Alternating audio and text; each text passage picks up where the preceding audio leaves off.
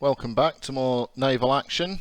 There's been a lot of port biffo going on recently, and a fair number of people in help and in national chat have basically been asking, well, how do port battles work? So I thought I'd just do a fairly quick overview of port battles and how they work. I'm not actually going to show the combat in this video of a port battle in the playlist that this lives in. There's a couple of 3 videos, assault and defense videos. I think there's a shallow water and 2 deep waters from memory in the playlist. So, port battles, what's all that about then? So, you can capture enemy ports, and to do it you basically have to follow a procedure. You have to buy a flag that you're going to plant at the enemy port. You then have to get to the enemy port, plant the flag, and then you have to destroy the defensive towers in the enemy port, and you have to destroy the majority of ships, and I'll go into that, that are defending it. I'll go into that in more detail. So first of all, buying the flag. So when you're in your home port, or one of your nation's ports, so you can't do this from a free port, go to Conquest, and then choose the nation you want to attack. So I'd imagine most people would choose France. And then here's all the ports that the French own. It's not that many. And there's a few things to note. First of all, there's your server time. So at the moment it's 0916. So I can click on a French port. I can say, let's go to Basse-Terre. Update information. You must do that because that will give you the information for that particular port. This tells me it's a deep water port, and which means you need to be in a bigger ship with a deep draft, deep water draft. So that's Cerberus through to a Santissima, and it will cost 600,000. So that's quite a bit of money. And the only time it can be caught at is captured is between 20 and 2200 hours. Now the person who sets that timer is the person who last captured the port, and they're known as the Lord Protector. So you can see here, we can go to some different ones. Let's get the information for La Mule. It's on a different timer. It's on 22 to 24 and so on and so forth. And it's 300,000 gold. So they range from about 200,000 to I've seen as high as 700,000. Let's have a look at this one. This one's a shallow water port. There you go. That's a bit cheaper. That's 225,000.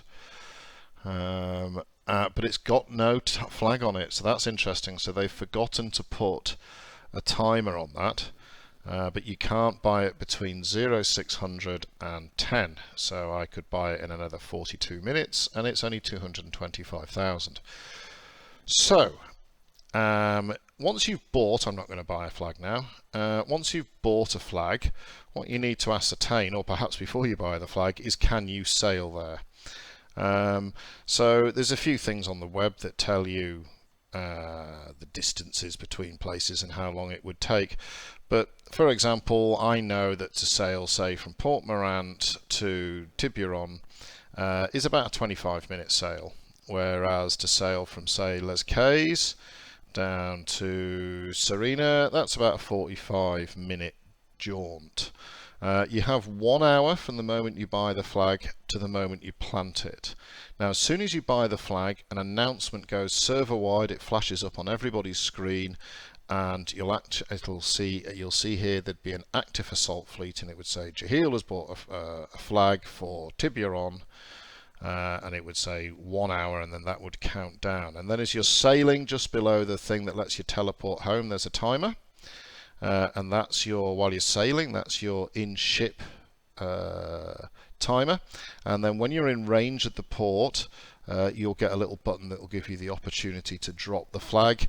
Once you've dropped the flag, you have to sit there for about 2 minutes as the flag is established. And then you can enter the port battle. Now there's 2 types of port battles, shallow water and deep water. So, and it's based on the ship type. Well, it's actually more or less based on the ship type, because there's one ship that's a bit tricky.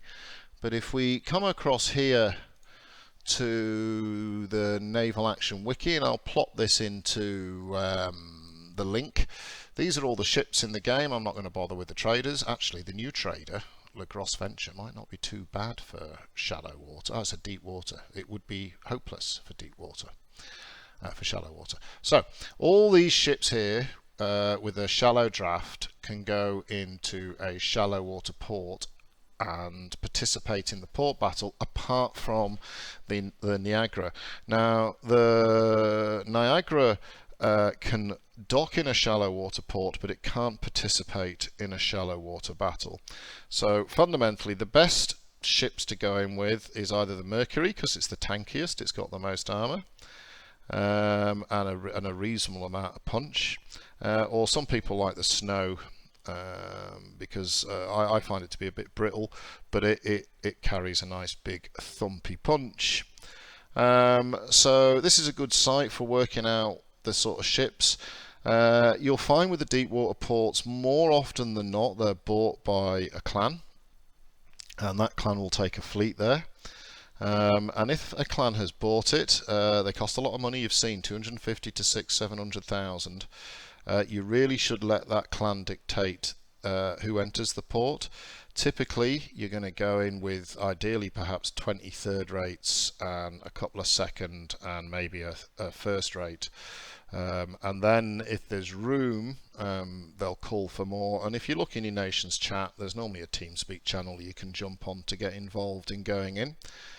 Shallow waters tend to be a more mixed affair. Now, a bit of a thing with shallow water ports, if you've got an AI fleet attached to you, a couple of cutters, a couple of snows, whatever, do not take them in, because they eat up player slots.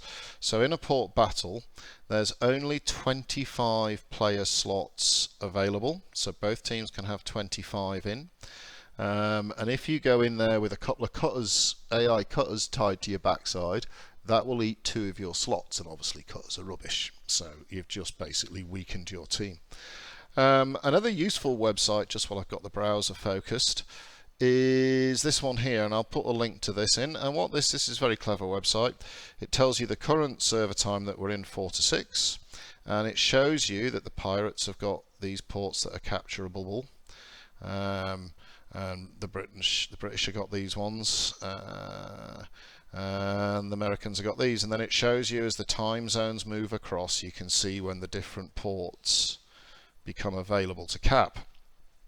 Now, when you capture a port, you get to set the time, and it really is up to you when you set that time for. You could set it at a time that you think is best for your clan or nation to defend, or you could pick it as a time that is just harder for who you perceive to be your enemy to attack. A lot of people complain, oh, the Aussies have set the timers on these, they're hopeless. Yeah, well, the Aussies won them, so they get to set the timers. The Spanish won these ones, so they get to set the timers. The Americans won these ones, so they get to set the timers. It's just the rules. It's home and away. When you're attacking someone's port, you're attacking it on their conditions. Now, let's pretend you've just seen a flash go across the screen to say that the Dirty Danes have, Billy Bob, or Hurdy-Gurdy from the Dirty Danes has taken a flag out against Bugle K. So it's shallow water. So first of all, jump into your Mercuries. If you don't have a Mercury, make it a mission to get one and have it in your ports. You should all have a shallow water ship for port battling. And if it was the Danes, we know they've only got an hour to get the flag there. Well, the Danes have got a place down here. Well, that would be a stretch. That would probably be 45 minutes. All right, and we know they've got a port here. So you've got 2 choices now. If you're in a deep water ship and you don't have access to a shallow water ship, what you can do is you can go and either camp the harbour and then try and, this is called being a screening force. You sit in front of the harbour from where you believe the enemy are coming from. And again, if you listen to your clan team speak or you watch your national chat, you'll probably get some intelligence on where the fleet is coming from. And we'll talk about the role of a screening fleet in a moment. The Danes, let's pretend they're sailing from here, and with someone off Port Morant has said, oh, the Hurdy-Gurdies are just going past this set of islands. We call them New Zealand. They're just going past New Zealand now, If you're in a deep water ship, you won't be able to participate in the defence of Bugle Bay, but you could sail out to around this area here and you could try and engage the fleet. Why would you do that? Because you're going to slow them down. It's a 45-minute run. You slow them down, you keep them tagged for 10 minutes, you make it harder. Ideally, what you do is as you approach the fleet, you click on each ship, and eventually you'll see one with a big red flag above his head and some yellow writing next to his name, and that is the flag carrier. That's the ship to stop. Now, if you're carrying the flag, you want to get into groups, as in-game groups, invited to group, and you want to sit as close to the flag as you can. Because a ship that tries to tag the flag has to be part of a group of ships that has at least 20% of the BR. So if you've got 1,000 BR worth of ships coming down here, they need to have at least 200, 210 in order to tag the flag and try and sink the flag. And that's the job of a screening fleet. The screening fleet, its job is to try and tag the flag or disrupt the convoy coming down protecting the flag. Equally, the aggressors may have a screening fleet, and their job is to run ahead of the main pack and anti the defenders' screening fleet. Now, I mentioned there about BR, so what am I talking about when I talk about BR? Each ship in naval action has a battle rating. And that battle rating dictates, or not, doesn't dictate, it is the ship's BR. So let me just see if I can find the window with it on. So on that ship's wiki page that we were looking at just a moment ago, there is, here we go, there is a rating for every ship. Here it is, the battle rating. So if you're sailing in a Mercury, you've got a battle rating of 70. If you're in a Niagara, it's 100. So if you're in a Niagara and a battle rating of 100, but the enemy had 5 ships of equal size, you would not be able to engage that fleet. It would tell you the BR differential is too high. You're too little to take them on. So you need to be with a couple of mateys. Now, BR is very important later on, and I'll explain to you why when we get there. Anyway, let's pretend that the enemy fleet has made it to the port. Now, I guess there's 2 types of situations. One is, and get ready for some Pixar quality graphics, one is that the enemy fleet is, the attacking fleet is not met by any resistance. And what you'll find is in a deep water port, so this is a non-defended fleet, there's 5 towers. Okay, and each of these towers in a deep water fleet lobs 54-pound cannonballs. The range of each tower, basically the middle tower can just about cover the edge of the extreme, the corner towers. Now typically if you're going in and there's no defenders, what you'll do is you'll set your ships up into 2 lines like this, and half your ships here into 2 lines like this, and you'll sail past these towers and you'll shoot the towers as you go past. They're just the same as shooting a ship. They've effectively got armour and men while they're shooting at you, and then after you've killed that tower, the fleet moves on to this one. After this side has killed that tower, the fleet moves on to this one, and then you converge on the middle, and if there's no defenders, that's it, you've won. And it'll take about, with a decent complement of half knowing what the heck they're doing sailors, that'll take you about 15 minutes. If there are defenders, however, then it all changes. So let me bring up another high quality Pixar style image. Where is it? Here we go. Okay, so in this situation here, what we're seeing is how the defenders would typically stack up. That didn't work. How the defenders would typically stack up. So as the attackers come in, the defenders would typically set up on this first blue line here. They'd be at max range and they'd focus on these first two sets of ships coming in. Don't forget, these ships are getting hit by potentially 3 towers. And then these ships here, either they decide to attack into the line. Some clans like to just attack the ships and then deal with the towers. Some other interesting stuff is that the towers themselves can be captured, so you can board them, and once you've boarded them you can fire at the enemy ships. Obviously it means your ship's now sitting there unmanned and is a prime target for capturing or just shooting, because it's not going to shoot back.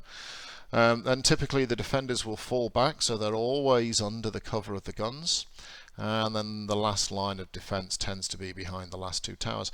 When you first come into a port action, you can elect whether or not you start in the front of the line, the middle of the line, or the back of the line, and that works out your procession and how close you are and what position you are in the line. Now, let's pretend the attackers have destroyed all 5 towers, or destroyed or captured, it's the same thing. They still haven't won. What they have to do now is reduce the defenders down to 50% of the battle rating. So fundamentally, they have to have twice the power in ships as the defenders. And while this is happening, as you get towards the last 15 minutes of the battle timer, a circle appears around the fleets and it starts coming in, and you have to stay within the circle. If you're outside the circle, your ship starts taking damage. Once the flag is planted, anybody can still join for a further 40 minutes. So quite often you can run down to the enemy, to the port that you're trying to defend, or the one you're trying to capture, perhaps it's down here, and for 40 minutes you can keep coming into that port to help the defense. Equally, and a good tactic, you can actually dock up in the port once you hear that the flag has been bought, wait for the enemy to get in, and then go into the port battle maybe 2 or 3 minutes after the start, when they think they've engaged the towers and everything's tickety-boo, and then all of you jump out and catch them by surprise. And that can be a good tactic if you've organised your defence and the screening fleet and the blocking fleet haven't managed to stop the flag from getting there. A couple of other minor things. Any nation can screen, of course, as long as they're your enemy, but only the nation carrying the flag can come in to the battle. So I think that's more or less it. So let's just quickly recap. You have to buy a flag from the conquest screen. It takes 1 hour. You've only got 1 hour to get the flag to the destination.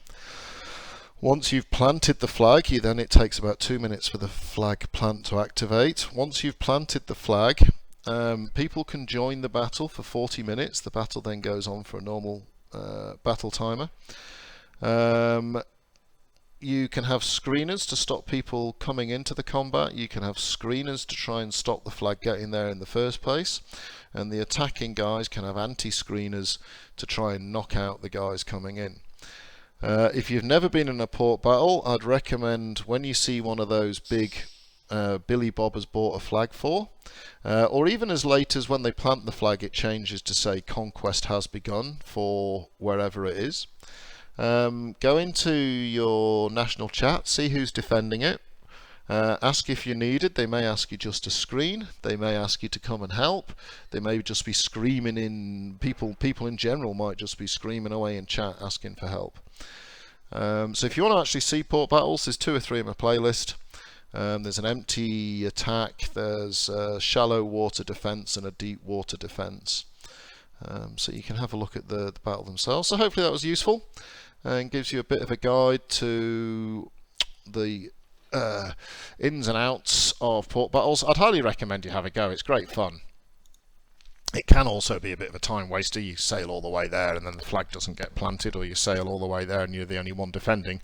But what can you do? So there you go. There's a bit of a guide on port battles, attacking and defending. I will see you on the oceans, and I will catch you.